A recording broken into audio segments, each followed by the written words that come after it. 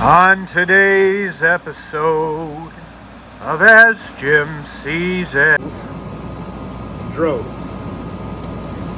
I hit West Virginia. King of the road, trailer for sailoring. Man, trailer for sailoring. Ain't got no cigarettes, but trailer for sailoring. Hello. Welcome to the store of stores. The gas station of gas stations. I finally lost my mind and I'm here to serve you. I think that's wonderful. And I am here to be the customer for you, my friend. Go ahead and give me 30 on pump number 4. That's 30 on pump number 4! Woo!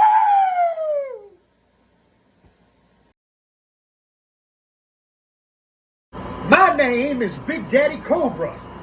I'll have you know, I'm the pimp of pimps.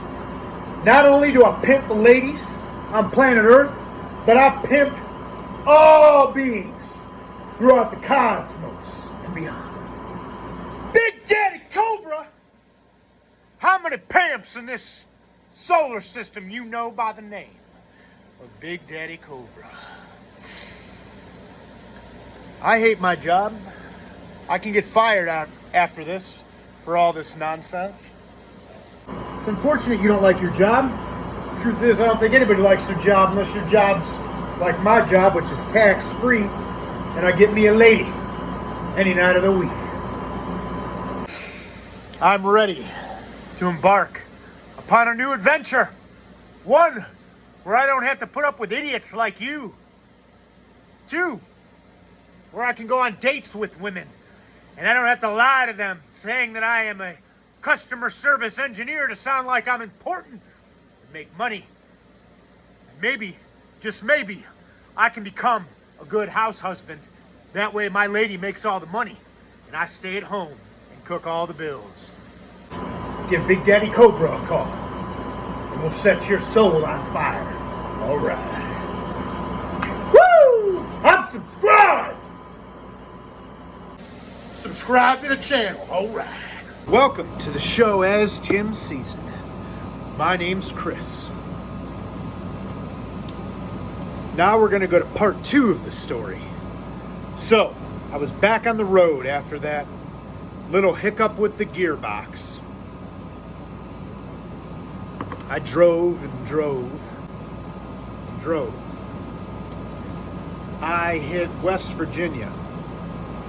And I was driving the highway, and I remember somebody close to me reminded me, they said, when you get on those hills of West Virginia, pay close attention. Because as you go up those hills, if your brakes go, what you want to do is you want to pay attention, because they have these areas where you can go in and kind of slide your vehicle into to stop. In case anything happens where, like I said, the brakes take a dump, can't stop. So I'm driving up the hill, and I'm driving up the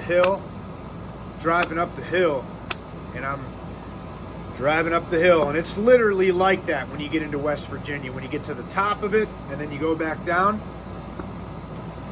you just go and go and go and go and go and go and go, then you hit the top. Then you just pop that bad boy in neutral. Go, go, go, go, go. So that was that experience in the hills of West Virginia. I went through West Virginia and I took a route that was going to take me into Nashville, Tennessee, because I wanted to see what it was like in Nashville. I heard it's a big music town and a lot of superstars came out of there, so I'm like, I need to check it out. So I pull into Nashville after taking a road. I can't remember what road it was, what route or anything. I just followed the GPS at this point. And Nashville's very interesting.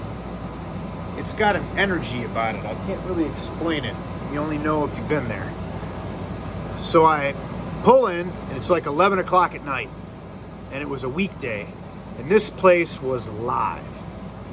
Everywhere there's 25 to 28-year-old kids running around, getting all countryed up, if you know what I mean. And I'm like, this is pretty cool. There was vendors around. I will tell you this, when you go there, it's expensive to park, so have some cash on hand, which I imagine you probably do if you're visiting Nashville. So I parked the bus, and I start to walk around. And it reminds me, it's like a mix between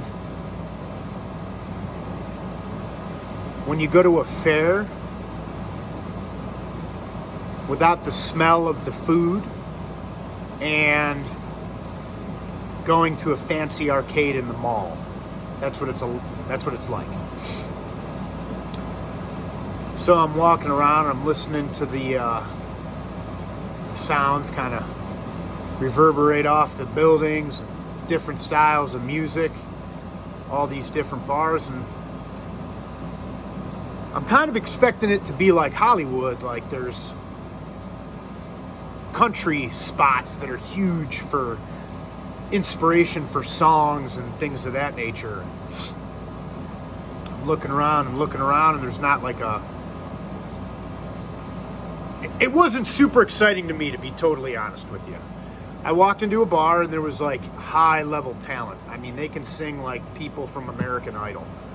And you know, I got myself a soda and sat down and listened to people play music, and then I went to like a nightclub. They had one of those there, and I went on the rooftop and they were playing, you know, pop music and, you know, dance music and things of that nature. And I was the old man of the crowd. I was 40 years old.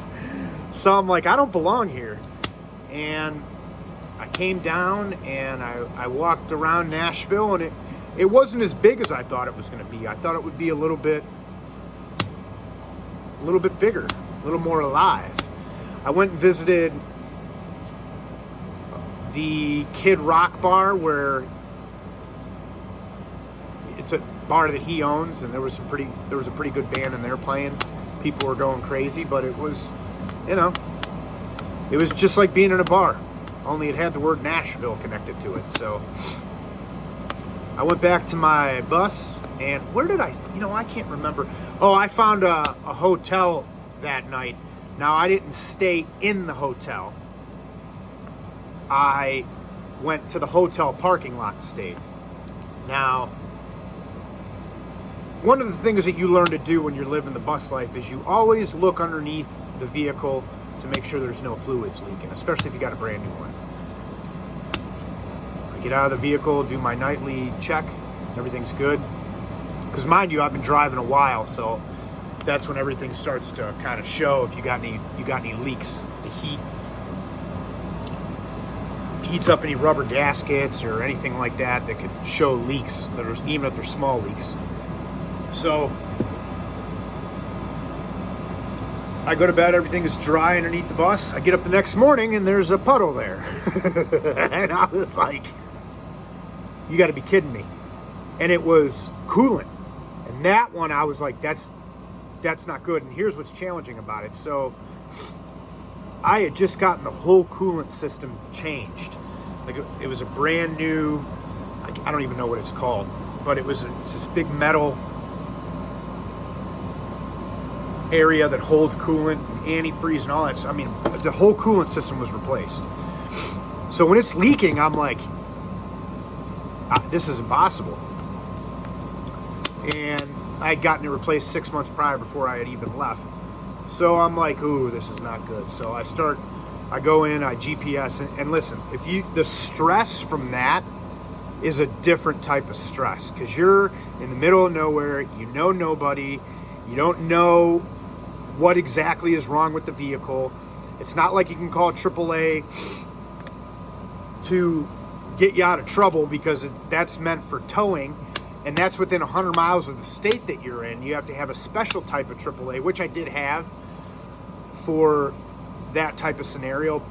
Anyhow, it's an insane amount of stress. So I look up a place, I go in, and as soon as I walk in, the guy's got a pistol that's like showing, and I was like, okay, that means I'm definitely in a not so good part of town.